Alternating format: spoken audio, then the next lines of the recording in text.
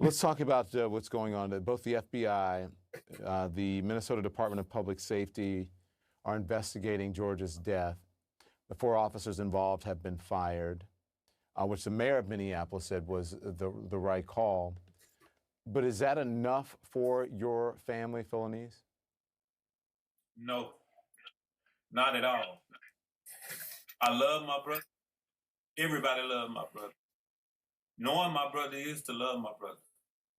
They could have tased him. They could have maced him. Instead, they put their knee in his neck and just sat on him and didn't care at all. He screamed, "Mama, mama, I can't breathe. I can't breathe," and they just didn't care. So I just don't understand what more we got to go through in life, man. They didn't have to do that to him. He's a gentle giant. He don't hurt anybody. He give his last to anybody. They didn't care. They treated him worse than they treat animals, and I wouldn't treat animals like that. They took a life, now they deserve life. I don't feel sorry for them. They hurt me and they hurt my family. I can't take nothing back. I can't get my brother back. They at home, they sleep, they with their wives, they got kids. If something like that happened to them, they'll be just like me. I just don't know what's going on now.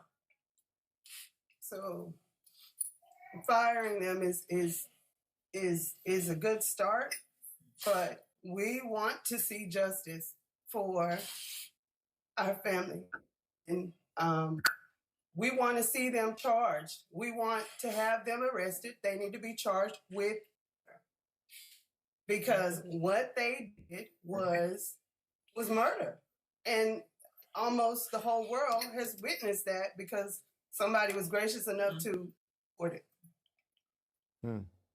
The connection, we lost it for a second. You said you want to see them charged. Did you say charged with murder? Is that what you said? We want to see them charged with murder. And we want them to be convicted. We want them arrested. They need to pay for what they did. He didn't deserve what happened to him, and they didn't do anything to help him. They were supposed to be there to serve and to protect, and I didn't see a single one of them lift a finger to do anything to help. While he was begging for his life, not one of them tried to do anything to help him. That I didn't see. What I did see was murder, and that's what I want them to be arrested and charged and convicted for. Ben, I haven't forgotten about you, so hold on. I'm not going to forget about you. I just want to continue on with the family just for a little bit. Okay. So, Rodney, hold up that's your brother's photo, right? Yes, it's him. Rodney's holding up his brother's. Yeah, I can see it. It's got a little bit of a glare on it. If you can just bend it down, there you go. And you guys have a house full there. Who all is there with you, helping you get through this? Family. All my nieces, my cousins, we're all here. It's just like my wife. It's just like my brothers and sisters. They all like that to me. It's bigger than the nieces and nephews and stuff like that, and cousins. We all come up together. We put the picture up that you're holding up, so we had it up on screen, so you're good, Rodney. The reason I ask is because, I said that we had we had 2 viruses that's infecting America strongly right now, and that is COVID and racism, COVID-19 Racism 20. Can you explain to America when people protest over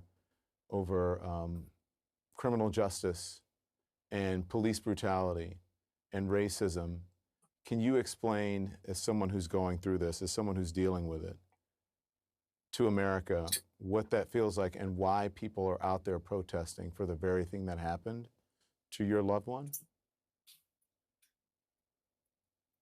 I think, frankly, people are really tired of seeing this happen time and time again, and we're just not seeing justice for these people who are losing their lives, and it just shouldn't happen.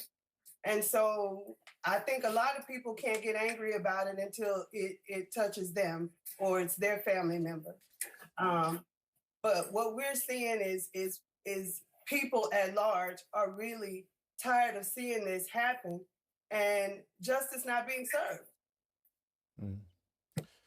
Benjamin Crump, in the initial police statement said that they were able to get the suspect into handcuffs and noted that he appeared to be suffering medical distress. Without this video, do you think what happened to George would have come to light? And let me preface that, because they're saying that he died at a hospital. There are witnesses who were on social media and who were contacting, and I don't know which one. That's what police are saying that they believe that he died there at the scene. So, do you think he died at the hospital? Do you think he lost his life at the scene? And do you think that this would have come to light without this video? Well, Don, we know that he went unconscious at the scene. And it's important to note, Don, on my Instagram and Facebook @Attorney Crump, there is new surveillance video from a restaurant that shows you George Floyd's demeanor.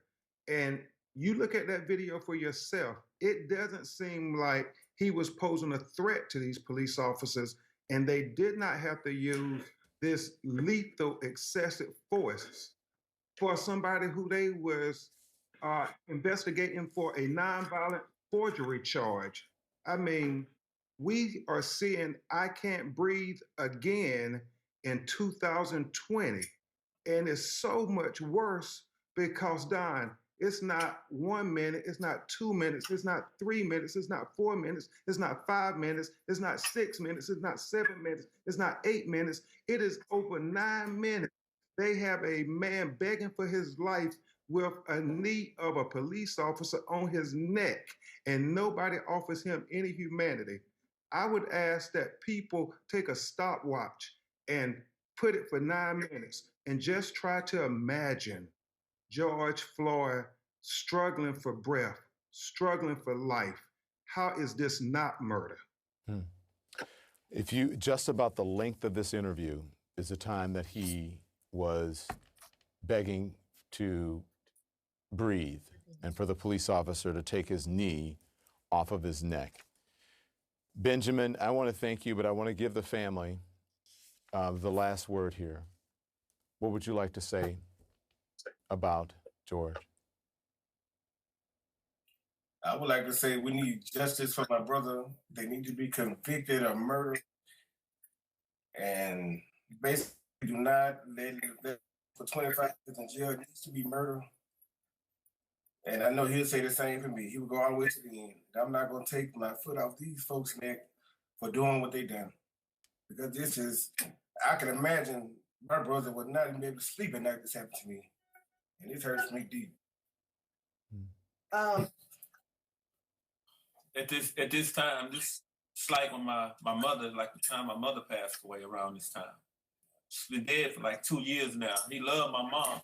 And for him to be calling my mom all like that, that meant a lot to me, just sitting there, because he loved my mom. He wasn't the same when she passed away. Yeah. He wasn't the same. Nobody was the same. We loved my mom. We loved him. And they took him away. That was my mom's freak of nature. She would say that all the time. I want to see my freak of nature. He's a gentle giant. They took him away from us. They on the ground for over 10 minutes, just with the knee in his neck.